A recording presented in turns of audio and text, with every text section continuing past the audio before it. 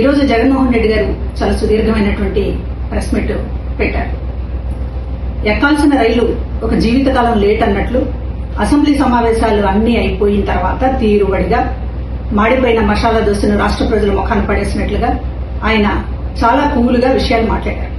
ఈ విషయాల్ని అసెంబ్లీలో ఎందుకు మాట్లాడలేదు అనేటటువంటి మొట్టమొదటిగా కనీసం సమాధానం కూడా చెప్పకుండా జగన్మోహన్ రెడ్డి గారు దాటేశారు.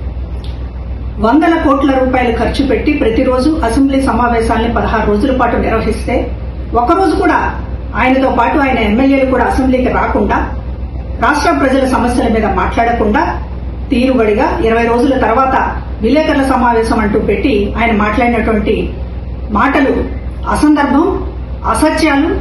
అసందర్భంగా ఈ రోజున ఆయన మాట్లాడినటువంటి తీరు చాలా ఆశ్చర్యం కలిగించింది. ఒకటి, ఆయన ఆర్థిక విధ్వంసం గురించి ఏదో మాట్లాడారు.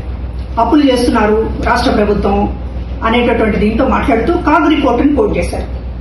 అయ్యో జగన్మోహన్ రెడ్డి గారు, కాగ్ రిపోర్టుని మీరు కోట్ చేయాలి అనుకుంటే గతంలో మీ హయాంలో కాగ్ రిపోర్టు ఏం చెప్పింది అనేటటువంటిది కోట్ చేసి ఉంటే బాగుండేది కదా.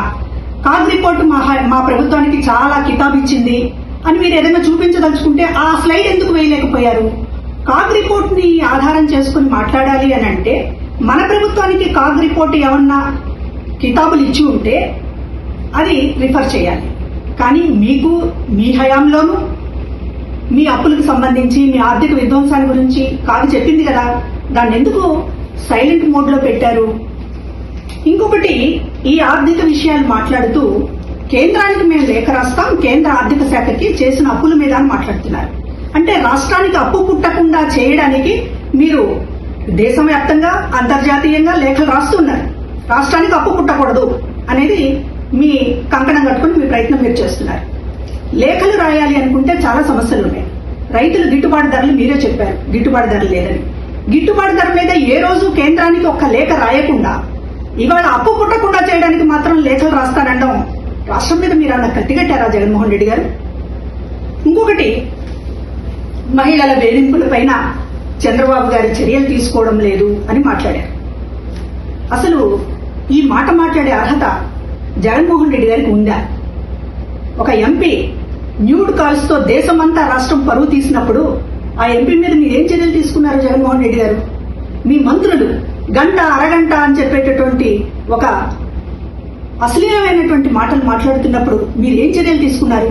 స్వయంగా మీ చెల్లి షర్మిల మీద ఆ వర్ర రవీందర్ రెడ్డి అనేటటువంటి వాడు చాలా జుగుప్సాకరంగా పోస్టులు పెట్టినప్పుడు మీరేం చర్యలు తీసుకున్నారు? పైగా అతను వెనకేసుకొచ్చారే. మరి అట్లాంటి వాళ్ళకి నైతిక అర్హత ఉంటుందా? మరొకళ్ళు చేయలేదు, మరొకళ్ళు చర్యలు తీసుకోవడం లేదు అని మాట్లాడేటటువంటి అర్హత ఉంటుందా జగన్ గారు? ఇంకా ఏం మాట్లాడారు? తండ్రిని లోకేష్ జాకీలెత్తి లేపుతున్నాడు అని చెప్పి మాట్లాడుతున్నారు.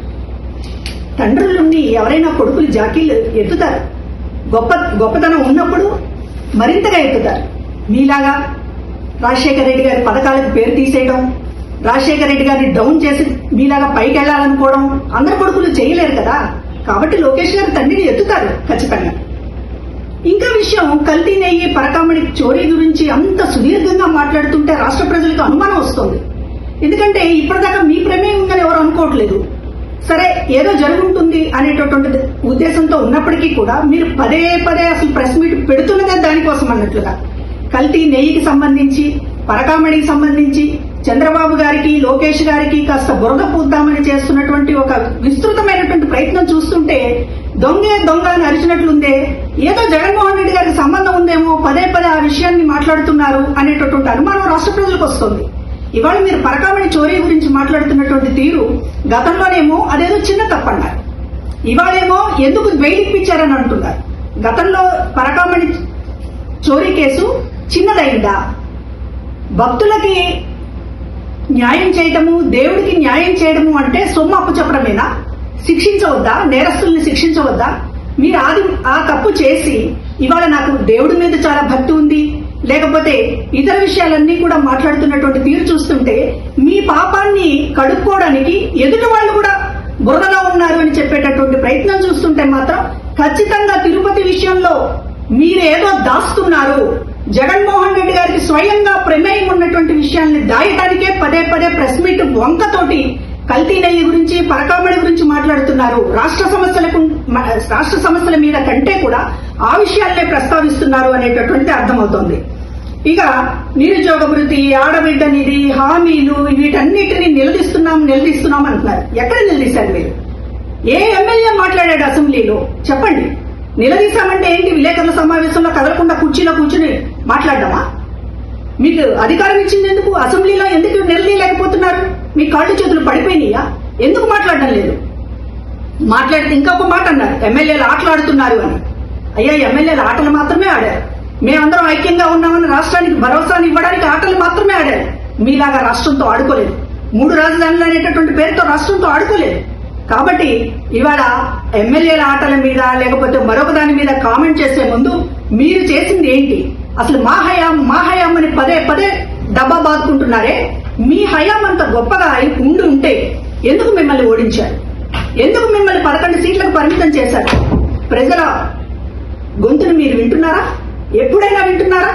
చుట్టూ మంది మార్బలన్నేసుకుని సీఎం జగన్ అని అనిపించుకోవడం తప్ప ఒక ప్రజల దగ్గరికి వెళ్ళి, ఒక ప్రజల గుంపు దగ్గరికి వెళ్ళి ఎందుకు మీరు నాకు ఓట్లు వేయలేదని మీరు ఒక్కరోజని అడిగారా? 2 ఏళ్లలో కనీసం మీ నాయకులను అడిగారా? కనీసం మీ కార్యకర్తలను అడిగారా? అదంతా పోయి మా హయాం ఏదో స్వర్ణయుగం. ఏం స్వర్ణయుగం అండి మీ హయాము? మీ హయాం స్వర్ణయుగం కాదు, ఒక రాక్షస యుగం అనే కదా ప్రజలు తీర్పిచ్చింది. దాన్ని మీరు చెవికెక్కించుకోకుండా పదే విలేకరుల సమావేశంతో మళ్ళీ ఎందుకు మాకు రీల్ చూపిస్తున్నారు? మీ రాక్షస కాండని మళ్ళీ రీల్ చేసి చూపిస్తున్నారు తప్ప మీ హయాం గురించి కనీసం మీరు ఇప్పటికైనా సరే వాస్తవాలు తెలుసుకోండి, సరిదిద్దుకోండి. ఇది నా విన్నపం. ఈరోజు జగన్మోహన్ రెడ్డి గారు చాలా సుదీర్ఘమైనటువంటి ప్రెస్ మీట్ పెట్టారు.